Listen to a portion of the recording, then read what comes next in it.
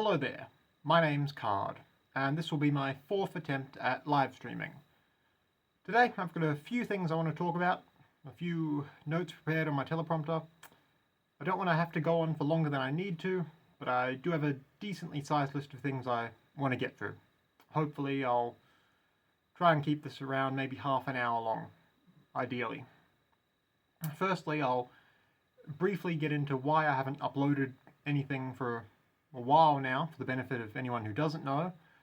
Then I'll quickly get into my plans for things I do want to upload onto YouTube in the immediate future, including plans for an upcoming 28-part standalone series I want to do sometime around April or May. Then I'll round up today by just taking a quick look at some viewer mail, some questions and comments that I've received at the email address that's always in the description if you want to send me something. Firstly, as for future plans, just prior to the live stream that I'm doing now, I just got through doing a bunch of quick and relatively easy dog whistles 101s, just so I got the next slate of those ready to do, and I can upload those as I go. It's good to have those done in advance. For anyone who saw the last video I did prior to needing to take a little break, when I did the image board literature review of the Cephalopology book, I've got a plan in place to do that in full, do that properly. That's definitely more concrete in my mind now, but that will be a project perhaps for the second half of the year, maybe June, July. I do want to get around to that, but for one thing, to do a literature review series properly, you need to read a lot of books, and reading takes time, and both time to do it and finding a time to set aside to do all that. And two, I just have a lot of other things going on right now, and I have other priorities to things I want to make first. So as much as I do want to do it, and I definitely feel committed to doing it, and as committed to doing it as I am to doing anything I set my mind on, it will be a future project. Other commitments, I've still got the game idea that I keep tentatively throwing out, but pointedly deciding not to talk too much about in detail. That is something else that I want to do sort of mid-year, or maybe third quarter of the year. But that's something that's going to take a lot of time probably, and I need to appraise how much of a time commitment that would be before I go into it.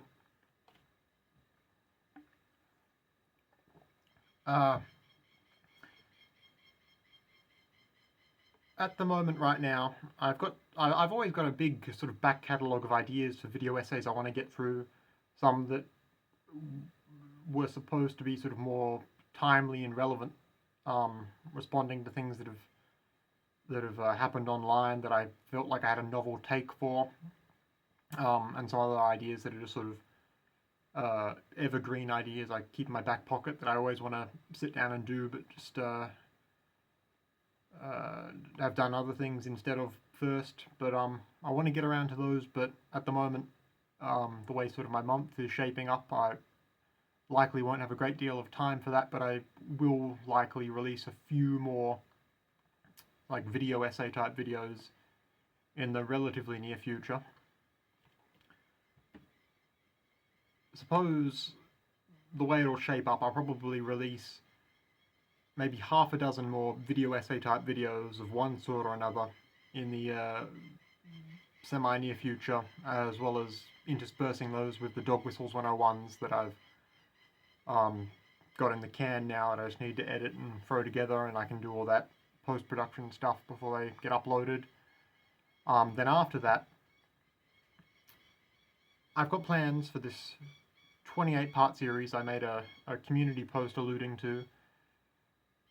That's going to be an adaptation of the Some New Words project that's currently on my website.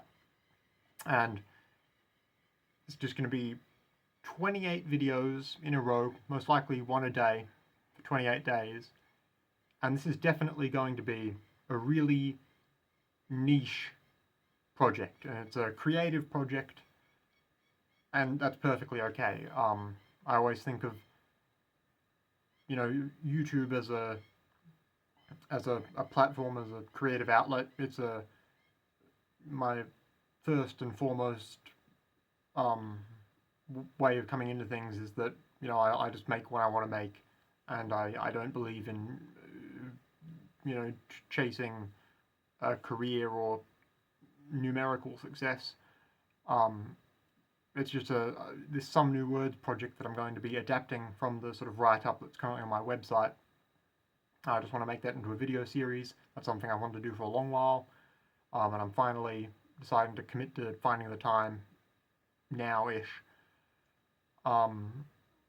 If you haven't seen it, or which is likely, what that Some New Words thing is, the one that's on my website now is currently a slimmed down version of this project I did years back now, where I essentially invented 100 new words, neologisms, words that you make a definition in a word for a concept people will recognize, but for which there isn't a pre-existing, you know, English language word for. And I find that to be a very artistically interesting idea, and it's something I have a lot of fun just doing. And I find it's a great way to sort of express ideas and connect your thoughts and sort of express experiences. And I have always sort of found that to be like a really good creative outlet, and that's if you watch it through, when those videos start coming up, it'll make sense, I'm sure, when you see it. And I'm looking forward immensely to doing that once I get the time. As for why I'm a little bit short on time, or why I haven't been uploading for I think a couple weeks, maybe 3 weeks now, where I live, and also a lot more of the country, Australia, is currently being hit by a really big cyclone and flood, and, you know, naturally that impedes your ability or desire to do creative stuff on the internet in a lot of ways.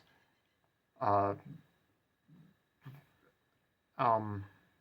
know, there's dealing with the cyclone and the days and days and days of literally non-stop rain, and then you've got to deal with the flooding aftermath and the cleanup and the taking care of community and all the aftermath stuff that has to be done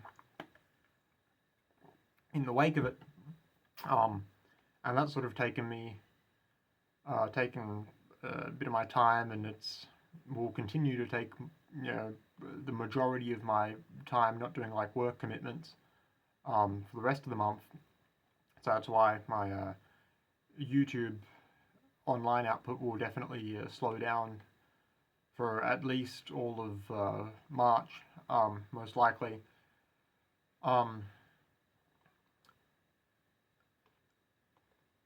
And this I'm sort of finding right now.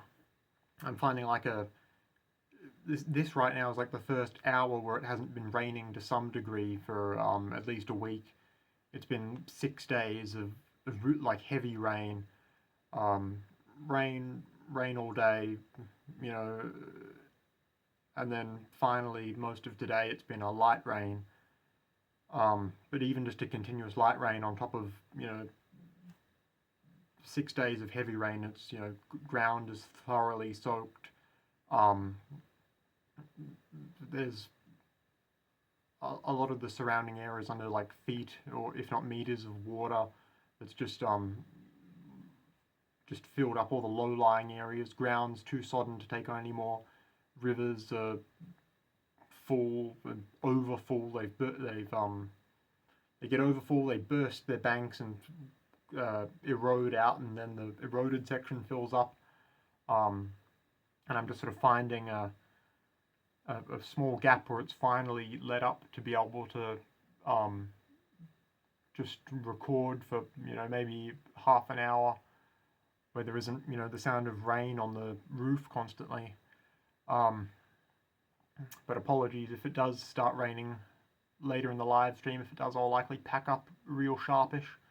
Apologies if there's cicadas or crickets or birds or bats or other sounds in the background, but if there's sounds, there's sounds. I've got time to do like one live stream, a handful of dog whistles videos, and I'm going to seize my opportunity in the middle of the night to do that. And this, while I was setting up to do this today, it did sort of give me an idea to talk about something while it's fresh on my mind. If you've been watching or listening to me for a while, you know that in most of my videos, at least where it's like pertinent at the start of the video when I introduce myself, I don't just give my name. I usually say what my like relevant background is. So if I'm talking about an art thing, I'll say I've been an artist for a while. If I'm talking about a historical topic, I'll mention that I work in historical research and have done for a number of years now. But most of the time, if I'm talking about a lefty political thing, I say I'm a long-time progressive community organizer and activist. And I get a lot of comments asking what that is, or just misunderstanding or misassuming what that is. And the way I see it, like a community organizer, when people think progressive activist, you associate it with people who just sort of argue for and barrack for lefty social positions online, or who read a lot, but the large part of all my waking hours the last couple of days at least have been doing a lot of what I would call community organizing. And this time, where I'm living in a very rural area, where it's you're talking about maybe a few hundred people across like a shire, council shire. That would be like a county area for Americans. Very rural, where very few people and very spread out, low population density. And it's just sort of given me some time to reflect on, this sort of all the countries recognizing this cyclone and the effects of it as like the third major flooding incident to happen to this sort of half of the country that's been 5 or 6 years. And this time there's been a massive flood. I've been living very rurally. Last time there was a massive flood, I was living in the heart of the urban area, right in the CBD. And the flood prior to that, I was in a small town, like a few tens of thousands of people, small sort of mid-century wooden houses, street rows, suburbs type sort of thing. And I've had a think tonight about what community organizing for essentially the same issue, the same sort of genre of problem has been in sort of 3 sort of distinct environments. And in a rural area like this, a lot of community organizing around like a natural disaster where of a sort where the problem with the flooding is the roads are cut off, and people's a lot of people's houses who live not near me, but a decent distance, the sort of people you could see with like a 15-20 minute drive. A lot of those houses and properties and farms and such, and small stores in like one street towns in the area have all sort of been flooded out. And it's got me, I've had to go full community organizer mode to, try and help people with that, because the first step of community organizing is essentially knowing everyone in your area, and that's where you start. If you're in a rural area with like a few hundred people, know everyone within driving distance. If you're in a suburban area, you ought to know everyone on your street or on your block. If you're in like a city, if you live in a city, if you live in like an apartment block, know everyone in your building or just on your floor, or if you're in university student housing, know everyone on campus or in your area. First step is know everyone and have a plan in place for this sort of incident. And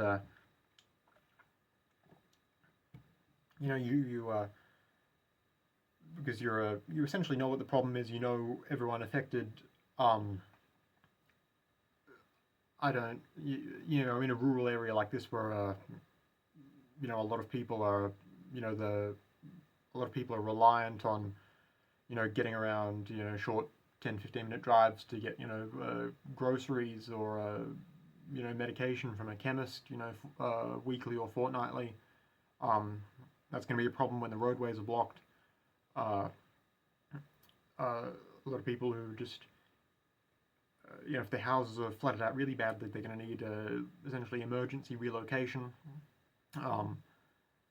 Or they might need help like cleaning out their property if it's been really badly flood damaged and they need to like get a lot of ruins, like debris and garbage and stuff that's sort of washed up with the floodwaters and sort of gotten in their house, or like it's flooded out someone's house or their shed or something, and you need to just remove old water damaged like furniture and stuff. It's all issues that you need a community support base to ideally help people with.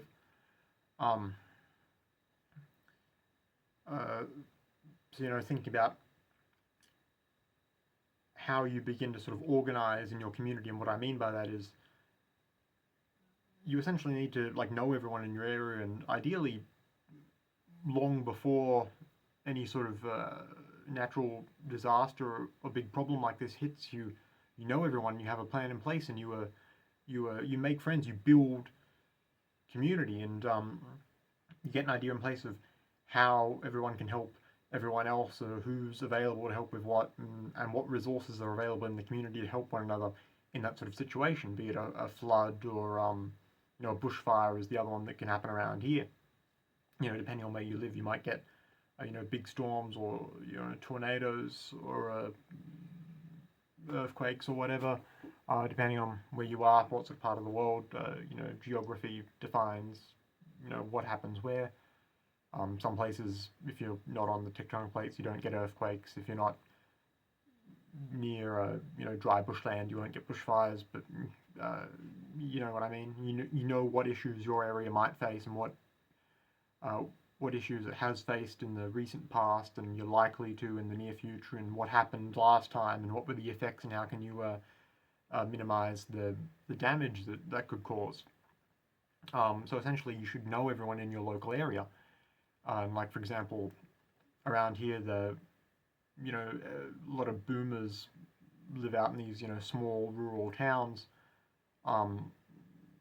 So, connect with them, go around, know all your neighbors, like, in person, face to face. You see them at, like, community events,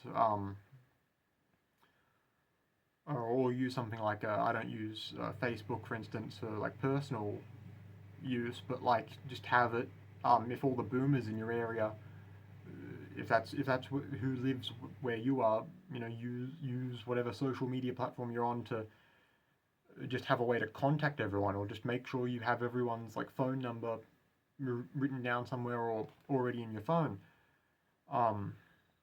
Just have a way you can contact people. So recently with floodwaters over the roads, if there's like a 6 or 12 hour window where it's not so wet, and like the water levels receding a bit, and it's safe, the water levels receded over the road, so it's dry enough to drive to and fro. Um, you know, be aware of when like your local weather service, your Bureau of Meteorology, keep up to date on what they're saying when the floodwater is going down, so that you can essentially say to everyone in your community, get them in a social media group, get them on a Facebook group, get them on like a text chain or something, and just say, you know, let people be aware roads are going to be open from, let's say, 4 in the morning till midday. Who needs groceries? Who needs pills from the pharmacy? If someone needs to go from your town to go assist with family, friends, neighbors, what have you, next town across, but they couldn't prior because of roads being blocked. Who's going where? Who can can we get groceries? Can we get supplies? Do you need blankets? Do you need food? Do you need your medication? Can we coordinate to make sure someone can pick those things up, entrust them to someone who's driving out in the direction of people who need them, and is there someone available in the next town over who can receive those and distribute them? You make sure that's something that you have sort of planned in place, ideally long before the natural disaster hits. If there's,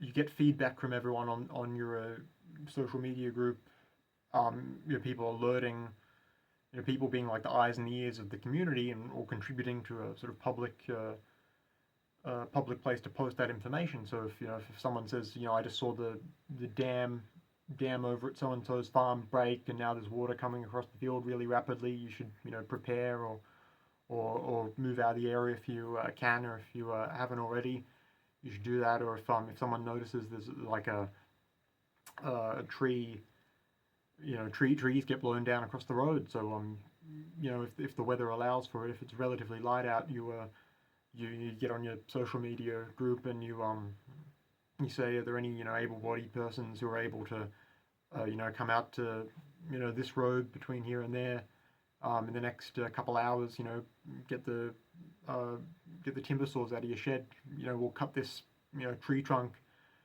up together. Should take 10-15 minutes, and we just drag all the foot-long sections of big tree trunk, drag them off the road, so the road's open, and so people can drive through, and so there isn't like submerged logs on the road waiting to destroy your car if you run into them, and because you can't see them in low visibility and all that. And so you don't get stuck trying to move it yourself because you can't move a tree just on your own.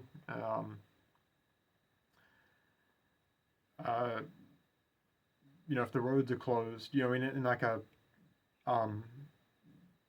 in a shire county like this, a lot of the trash and recyclables collection will be managed by the biggest town in the shire, and that can be like an hour's drive away from some of the outlying towns. So trash pickup will be managed by them, and they'll like send out, usually under normal circumstances, they'll send out trash, the trash truck, once a week at so and so a time. But if the roads are closed, that can't happen. That won't be happening. But everyone has a lot of debris and garbage they need to dispose of. You need to know neighbor at the next farm over has a truck, has a big ute, has like a small flatbed. Can you call him, ask if he'd be available to help drive a truck over to get a couple big skips that are on someone else's property, and then we bring them into the middle of the town to bring them in the middle of the town somewhere where they're not going to sink into the ground. Find like a paved area or a concrete area, and get on your Facebook group with all the other people that are in the area and tell them let them know that you've essentially realized that you can't rely on the council garbage pickup, but we're gonna, as a community, work out to get some skips that we can essentially have in an area that's accessible to everyone. You can use to dispose of your garbage, have a, if you've got like a community building, a community hall, like a free shop or a community garden area that you could set up when times are good. If you're a community organizer, you have that as like a central hub to help. If you've got canned food, blankets, clothing in a range of sizes that you can distribute to people who need it, who might be cut off from their home, or all their clothing and stuff is too water damaged to be of any use. You organize all these things, and that's essentially what I've been doing a lot, John.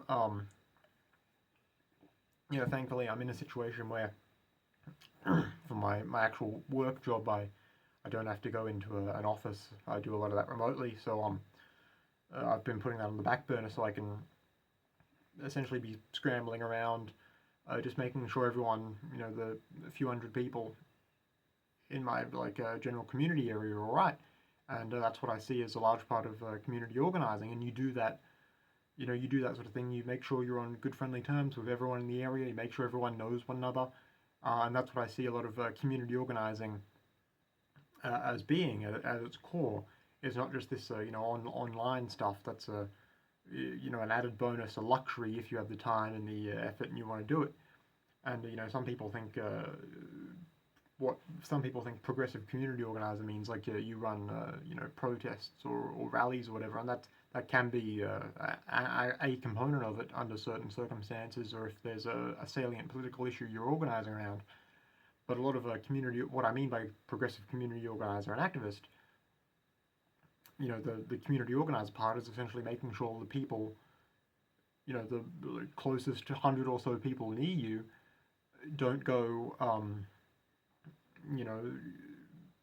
in times like this when there's a natural disaster, you hope that, they're not being, hit by the worst of it, and you do everything to mitigate the damages. And even when, things are good, you can always, you run community gardens, run, workshops, try and, if there's people in your area, it's like a rural area, see if you can find people to, donate their time or energy or resources to maybe set up like a community hall where there's like tools, tools available to help people who might not have them, or need someone to show them ideally how to use all of the power tools. We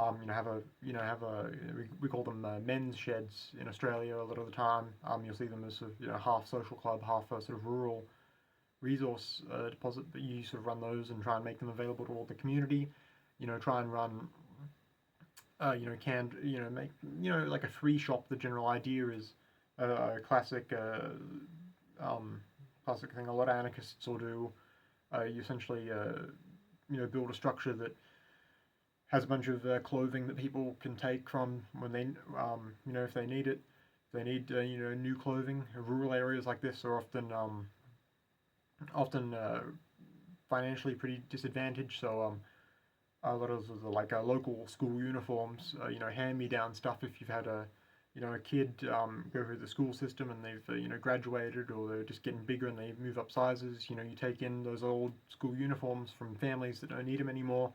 You wash them, you bag them up, and hang them up somewhere in your free shop, and then you let it be known throughout the community that if there's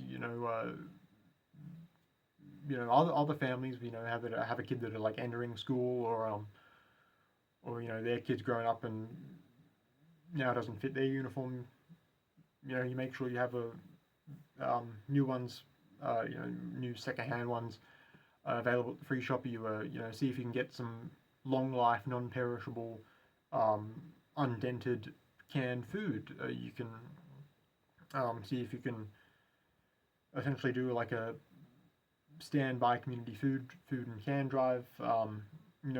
Sundries and supplies like disposable razors, like prepackaged toothbrushes, and sealed sort of mini toothpastes. Always make sure to have a bunch of those on hand for anyone who needs them, because a lot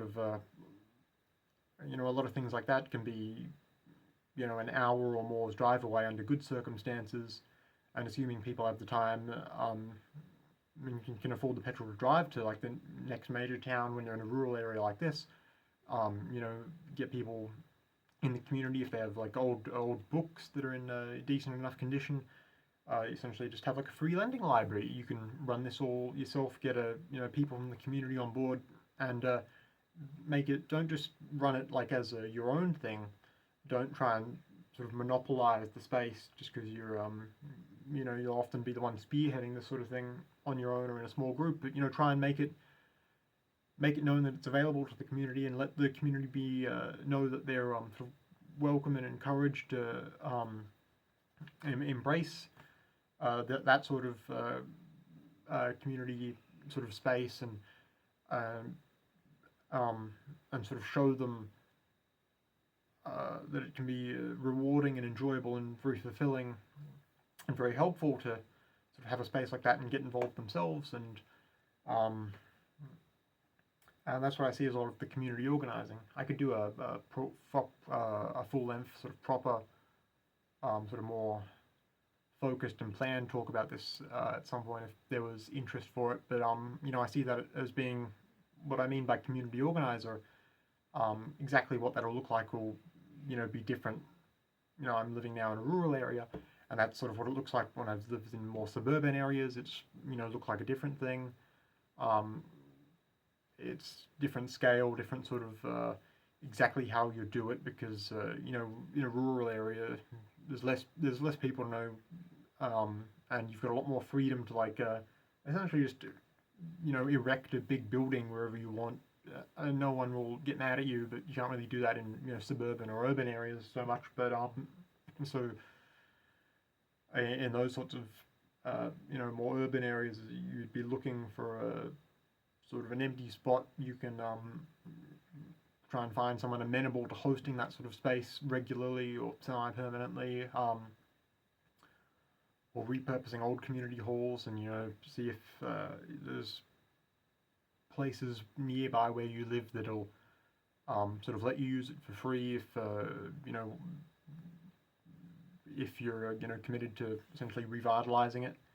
And a lot of the progressive part of that I see firstly is because I essentially I don't have a conservative or a libertarian attitude of every man for himself, or got mine, fuck you, I got mine. I believe in extending this to everyone, everyone in the area, regardless of race, creed, background, religion, etc. And I want to make these things amenable to people because there is a a positive material impact. It's knowing that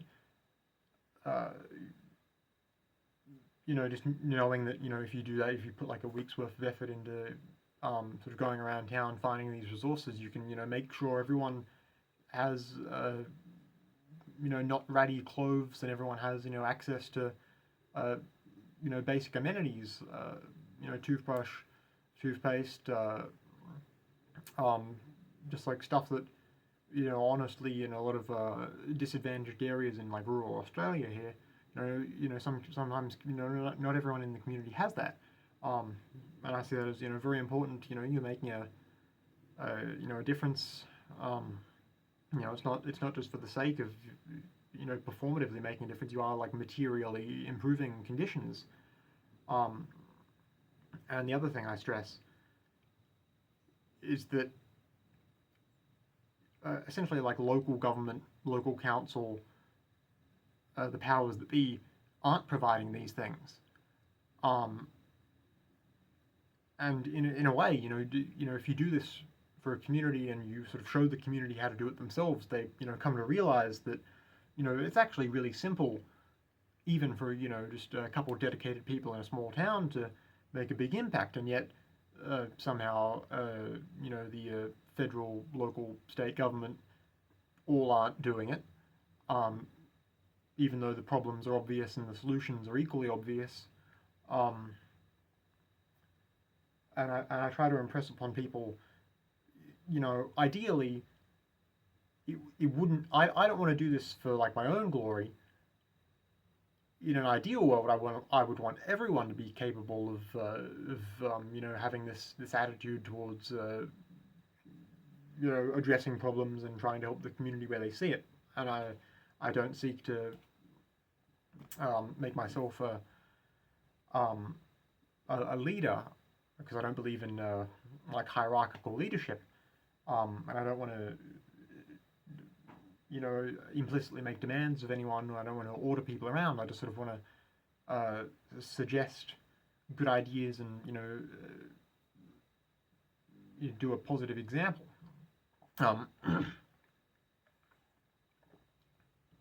And that's sort of where I see the progressive side of that. It isn't just getting into internet argument about social issues. I see it as a real core principle of what I see the justification for trying to improve your community is, and how I don't see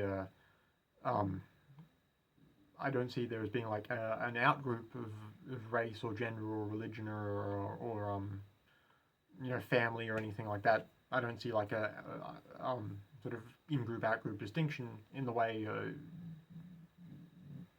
reactionary who just wants to improve things for their preferred in-group would. But that's sort of just some things I've been thinking about and thought I could articulate while it's sort of on my mind, fresh in my mind today, because I've been on my feet so much recently, just trying my best to make sure, trying to coordinate things where I live.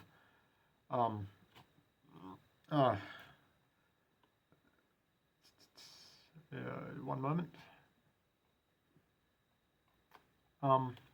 Yeah, that's about really what I've got to say at the moment on the topic. Like I said, I could talk about this sort of more and in a more structured way at some point in the future if there was interest, but that is essentially what I see progressive community organizing as. And I, addendum to that, I would be incredibly wary and suspicious of anyone who does all that, but seeks to make themselves a leader, a figurehead. I don't like anyone who seeks a position of control or authority, whether explicitly outlined as such or if it's just de facto them being a figurehead. I think you need to emphasize continually and make sure to ground yourself in an attitude of this ought not to be your personal for your own personal glory or for your own sort of personal advancement or social advancement or otherwise. It should just be something you do because you recognize it's good and you ground it in those principles of wanting to materially improve the lives of essentially everyone you can, and along the way making people aware that this is something that can be done on a community level, if people are there to do it, and because it's something that you would think a government of some level would be providing, but they aren't, and that's sort of what I hope to impress upon people in real life. And the reason I don't do videos about that, by and large, is because talking about all that stuff online is not productive. All the good progressive community organizing in the world happens in the real world.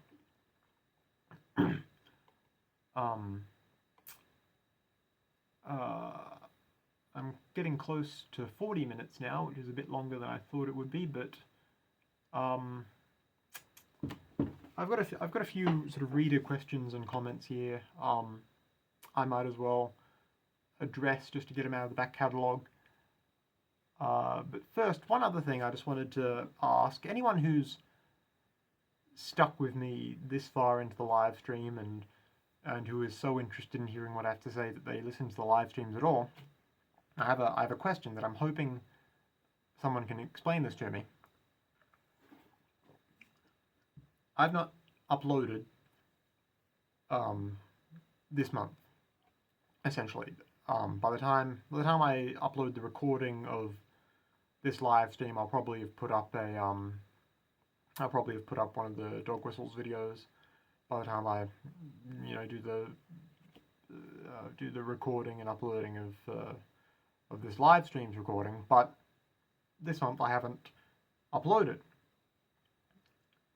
And yet, while I wasn't uploading, for a span of about 4 or 5 days, from it was 7th, 8th, 9th, 10th, 11th, on those 5 days, I was inexplicably getting more than a month's worth of views and new subscribers. Usually, in the span of a month, when I'm uploading every day or every other day, I get a few hundred subscribers, and I just I don't follow it real closely, but I keep a cursory eye on it. I check it every few days, now and then, to see what happened to the number. And without uploading anything, I went up by 350 subscribers out of nowhere, which is quite a lot. That's about a month, and I feel like I got, maybe in those few days, again, no uploads, but out of nowhere, maybe 10,000 new views, all, as far as I can tell, evenly distributed basically all over the dog whistles videos. And I just want to know, does anyone know where that might be coming from? Because I can't think of any reason why the YouTube algorithm would inexplicably and suddenly pick me up. So I have to assume that I was covered positively by someone somewhere, and I just didn't realize. If anyone knows, or if any newcomers are listening to this, can you please tell me where you're coming from? Because I genuinely have no idea and would kind of be interested in knowing. So with that out of the way, hopefully we'll get an answer and find out. But I have a couple emails here from viewers who have sent emails in with questions or comments that I'd like to get to. I'd like to at least address even if I put off answering them in full to a different live stream. But I'll just address these to get them out of the way and just let people know that they are seen and heard if they email me. So, I have one email here I've been sent asking if I'm aware of the Soy Jack Party website and asking if I'm going to do dog whistles videos on it. I'm vaguely aware of it. I'm not as familiar with it as I am with 4chan and most other image boards and Something Awful. By a long shot. I'm not at all caught up on the minutia of the culture of the Soy Jack Party website. I could look into it. I'm sure there's a gold mine of relevant content to make dog whistles videos out of it, if it is what I believe it is. Although I will also note I already do have quite a lot of dog whistles to get through that are sort of on my list. Hopefully that answers your question. I've got a very long, kind email here that has a bunch of recommendations about normalizing audio. And I don't actually know what normalizing audio means. They didn't say that. So I'll ignore that part of the email, but it does include a bunch of questions also.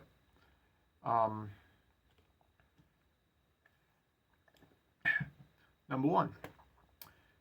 Do you like/mind having 4chan type people as such a loud part of your audience?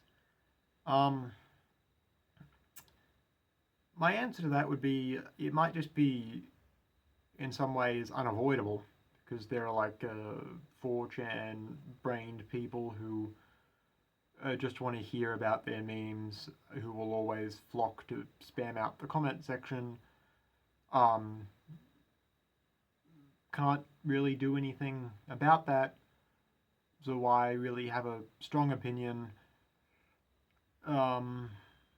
Maybe them commenting and viewing and engaging with the videos is doing something to them in the YouTube algorithm that I guess is vaguely good. In a sense,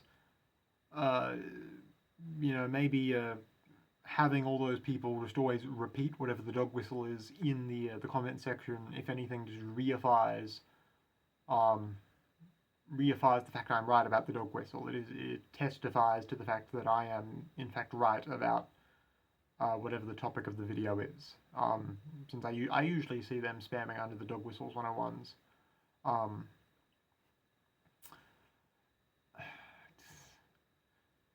They also ask, do you want your videos shared or not shared with any specific types of people?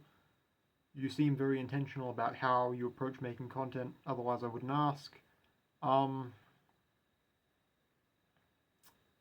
don't really care who sees it. It's on the internet. That's a public platform. If I didn't want people to see it, I wouldn't have put it on the internet. I think the main, ideally, I just like making the videos. So the video is made first and foremost just because I like making them. If people see the video essay videos, that's great. I always love to hear earnest feedback and comments, because getting feedback is how you can build upon your own ideas. If there is any group of people who could probably be get the most out of watching the dog whistles videos in particular, is probably well-meaning but fairly ignorant about internet culture liberals, who just, I swear, most liberals and lefties online just absolutely get filtered by every dog whistle, to the point where they'll often get defensive of their ignorance by just denying that the concept of a dog whistle exists.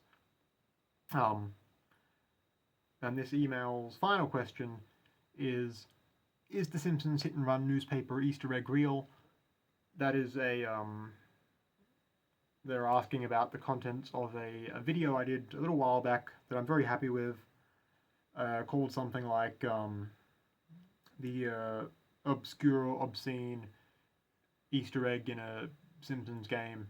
Yeah, it's real, and you can check for yourself. As much as it is small and obscure, once you know where to look and you're looking on a modern monitor, it's easy enough to see, so you can check for yourself if you want to. But yeah, it's real. Yeah, and as far as you can check it for yourself on any version of The Simpsons Hit and Run.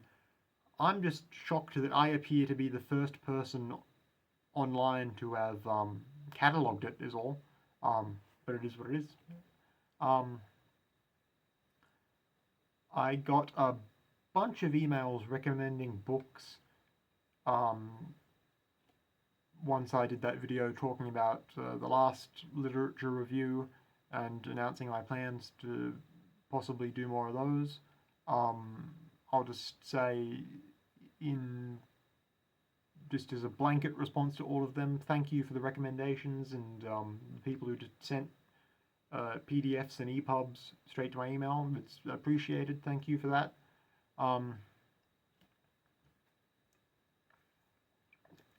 Someone else has sent me another long email.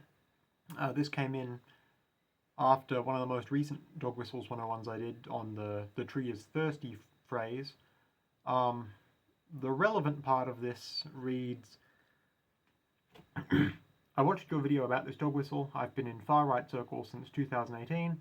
I have never ever heard anyone use this expression, not even once. Also, far-right Americans are not patriotic at all, and they view the country with apathy and disgust. You must be talking about normie conservatives who literally just worship Donald Trump and make him their entire politics, or libertarians who are equally irrelevant.